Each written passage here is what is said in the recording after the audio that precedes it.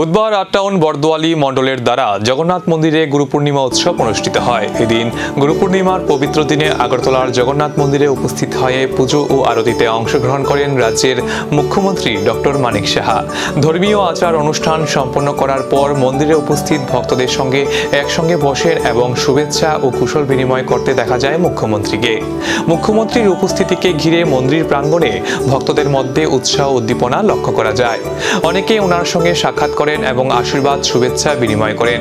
গুরু পূর্ণিমা উপলক্ষে রাজ্যের শান্তি সমৃদ্ধি এবং সকলের মঙ্গল কামনায় প্রার্থনা করা হয়। দিন আজকে আমরা সবাই জানি যে মহাভারতের যিনি রচয়িতা মানা হয়, দেশের আজকে জন্মতিথি এবং সেই হিসাবে গুরু পূর্ণিমা মানা হয়। যারা সনাতন ধর্মের যারা আছেন তারা বিশ্বাস করেন, সেখান থেকেই গুরু হিসাবে ওনাকে ধরে নেওয়া যায়।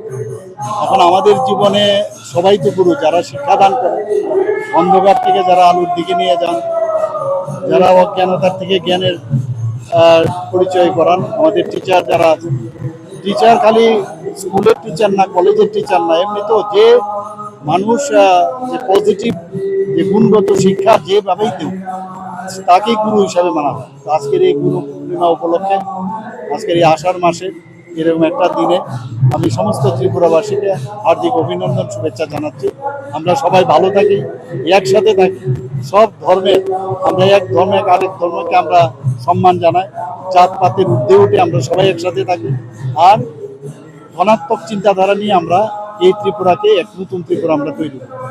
গত বছর আমার এক টিচার ছিল, ওনার বাড়িতে গিয়েছিলাম। এর আগের বছর আমি এক টিচারের বাড়িতে গেছিলাম।